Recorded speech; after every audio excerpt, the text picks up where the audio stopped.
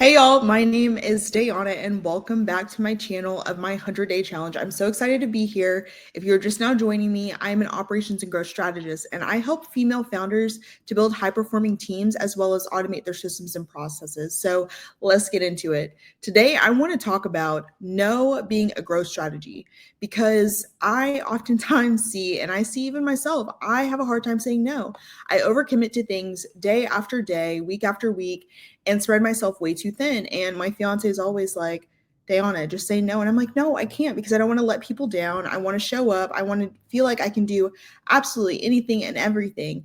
But the truth is, we can't. And so we need to start being good stewards of our time and protecting our time. And one of the ways that we can do that is by saying no. So whenever you're saying yes to everything, it's really draining your time, your team, and your trust because the real cost is really going to be your business. When you're saying yes to everything, you're not doing yourself justice. You're not doing your team justice because if you're overextending yourself, you're going to end up overextending your team. That's just not going to be a good outcome because it's going to end up leading to burnout. So one of the things that we want to do is be very, very structured with where we spend our time, how we spend our time, and who we spend our time for whenever we're in the workplace. So if you are going to be working with a client, you need to make sure that that client understands your boundaries. There is a clear difference between boundaries and barriers in business leadership. And we often kind of get them intertwined. And anytime we feel like we're putting up a boundary, or anytime we put up a boundary, people feel like that's a barrier. That is a barrier because I do not need you to cross it. However, a boundary is something that is constructive and that is necessary in business to be able to make sure that you are able to scale efficiently.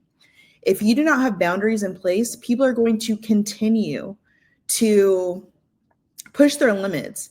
You're going to continue to overextend yourself. Your team is going to end up feeling that as well. And so you want to set up healthy boundaries to where people respect you, they respect your time, and they respect your team.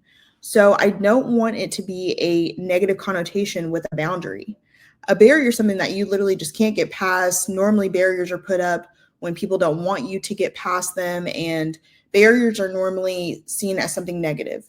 And I would say a barrier would be, for instance, if you have a team member and you're putting up a barrier to them talking to you on and having an open door policy, I would consider that to be a barrier versus a boundary would be, hey, you're more than welcome to come into my office at any time. However, between the hours of 11 and 1, I'm in meetings, so please don't bother me during that time. That's putting up a boundary versus a barrier is making people feel like that they can never come to you. That's not what it is. So I want us to normalize having those boundaries and putting them in place and being confident and comfortable with doing that and saying no. There's 3 types of no's that every CEO needs, and that's to clients, projects, and distractions. When I kind of want to start from the back. Saying no to distractions. That means anything that is not going to get you to your goals. So if you're doing things and activities or hanging out with people that are not going to ultimately get you to your goal, they are considered distractions and you need to say no to them and eradicate them as quickly as possible because that is going to hinder you from where you're trying to get to. Projects. Whenever you are committing to a certain project, make sure that it is within the realms of what you all do and what you do best. If it is not within your wheelhouse and something that you specialize in, don't do it. It's okay to say no to certain projects. It would do you and your team justice to say no, or to say no just as much as you say yes, if not more, because I really want you to kind of be picky with the things that you work on and where you put your energy, which leads us into the client. It is okay to say no to clients. I talked about using some type of repelling verbiage and things like that with your clients to make sure that the people that are coming through the door are really for you. And when I say this, I don't mean it in a negative manner, but if the ideal person and your ideal client does not walk through that door, it's okay to tell them no. Give them a resource for someone else that they can go see or someone else that can potentially help them in a better capacity. Because the worst thing that you can do is try your best to go outside of your wheelhouse, try to help someone, and then it honestly just goes kaput. That is so bad.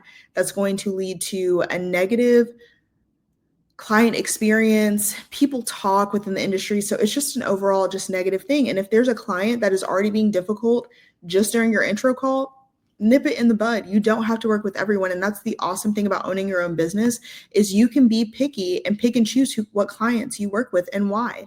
So it's okay to say no. So remember, you can say no to clients, projects, and distractions. And I encourage you to do so because that is what is going to help to level up and scale your business. And then sometimes you can use scripts to help you say no with clarity and to say no with authority without having that guilt, without having that drama. And so one of the things that I would encourage you to do is just practice. Before you go into a call with someone, with a potential client, and you think, okay, the client might be great, but the project might not be right. Or the project might be great, but the client might not be a good fit. Go into it and go through different scenarios within your head. That way you can identify if this person is not a good fit, different word tracks that you can utilize. And it's okay to even have a script up on your laptop. If you need to have a script up on your computer while you're talking to them, do what you feel is necessary to be able to have that confidence when you do say no, but have confidence and conviction because I want you to say, I'm sorry, I just don't think we're a great fit, but I appreciate your time. I want you to be able to say it with confidence and them not even have a shadow of a doubt. They'll be like, dang, okay, I guess we're not a good fit. Like, I want them to feel that. And regardless of if that's the client that you don't want to work with or the project, I just want them to know. And it's not about being disrespectful or being rude. It's just, hey, I really value my time. I value your time. And I would not want to waste either of our time. So I just don't think we're the great fit, but I wish you the best of luck. Boom. Done deal. So use no as a filter for alignment. Whenever you're trying to figure out if someone is aligned with your goal, and if they're not, use no. It's okay to use no. And it really actually attracts better opportunities. We don't realize it initially because we're like, oh, if we say no, then we're honestly going away from so many different things. We're closing the doors when you're actually allowing even more opportunities to come to you and the right opportunities, which is essentially going to make you even more money down the road. You might not see it now, but as you continue, it's going to make you more money because you're going to realize, oh, okay, I'm actually attracting my ideal client. Then word's going to get around that you're doing a phenomenal job and you're crushing it. And then new clients are going to come your way and they're going to be your dream clients. So that's the exact way to attract your dream clients is by having up those boundaries and by saying no if something doesn't align. And it is completely okay. And I want us to normalize that with saying no just as much as we say yes. So I hope this was helpful. And if it was, please make sure to subscribe to my channel. I'm going to be dropping gems over the next 100 days, and I will see y'all tomorrow.